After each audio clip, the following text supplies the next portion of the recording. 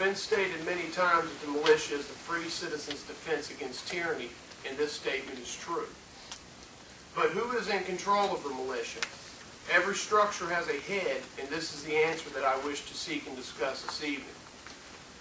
The citizens' militia is the longest standing defense in this country and still exists today. In colonial times, a militia was operated and controlled by the committees of safety and were generally attached to each colony and community with the purpose of self-defense.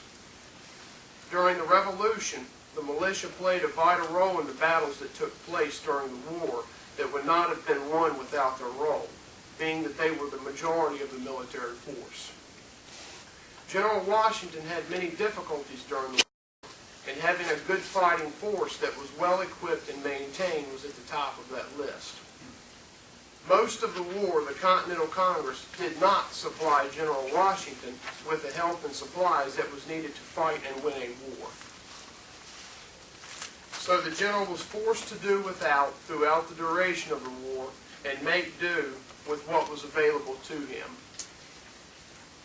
One of the problems that Washington faced was the fact that the Continental Congress was comprised of a conglomeration of states under the Articles of Confederation. And these articles did little more than give the sovereign states the right to assemble. Washington knew from an early stage that many of the ways that policies were conducted under the Articles had to change. After the War for Independence was won and the states had become unified under the Constitution, the way our Congress would deal with the militias changed. As stated before, the militias were controlled on a community and state basis, with no major control from the Continental Congress, and this proved to be very inefficient. If states or communities did not agree on an issue or a reason to fight, they could simply withhold their forces and little more could be done beyond that. Washington and the signers of the Constitution learned from this mistake and wrote into law a way to keep this inefficient form of organization from happening again. In the Constitution, the founders made the law very clear, and there was no exception concerning the militia. The founders knew that if and when the militias were needed to fight in defense of the Union, that there had to be something in place to put them under a central command. Now, constitutionally, each state is to have the right to its own militia. But in the event of an imminent threat or invasion or insurrection, the Congress has the authority to call on part of the militia of the states to suppress those threats. In Article 1, Section 8 of our Constitution, the founders laid out a prescription for how Congress was to deal with and control the militias. Article 1 states that Congress has the authority and obligation to provide for calling forth the militia to execute the laws of the Union, suppress insurrections, and repel invasions. Now it is Congress's job to do this, and also to provide for organizing, arming, and disciplining the militia, and for governing such part of them as may be employed in the service of the United States, reserving to the states respectively the appointment of the officers and the authority of training the militia according to the discipline prescribed by Congress. Now, if our founding fathers did not agree with this formula for our militia and military, why did they vote this into law? It was a fear that was not without concern that our militias had to have an organized structure and could never be a loosely associated group of armed citizens, lest there would be an insurrection when certain groups of people disagreed with certain policies or ways of conducting business. The Constitution, since the founding of this great country, has been in agreement that to have a legitimate form of government and to secure the freedoms within, there was also the need to have a very structured military in place.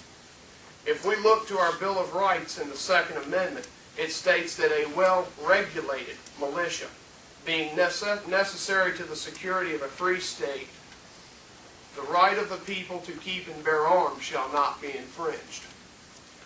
We should need to look no further than our Second Amendment to see that our founders intended for our militia to be well regulated by our state and federal governments.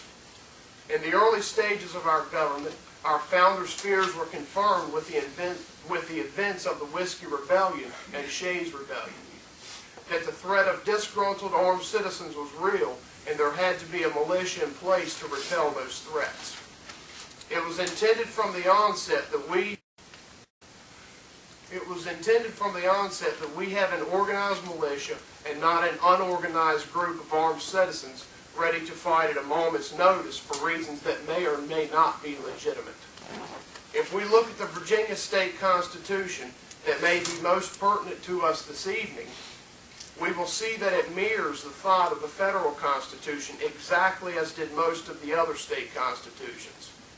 If we refer to the Virginia Constitution, Article 1, Section 13, titled Militia, Standing Armies, Military Subordinate to Civil Power, it states that a well-regulated militia, composed of the body of the people, trained to arms, is the proper, natural, and safe defense of a free state. Therefore, the right of the people to keep and bear arms shall not be infringed, and standing armies in time of peace should be avoided as dangerous to liberty, and that in all cases the military should be under strict subordination to and governed by the civil power. By the way, Thomas Jefferson helped draft that, and also was a participant in voting that into law in Virginia. This shows beyond a shadow of a doubt how our founding fathers viewed militias and standing armies.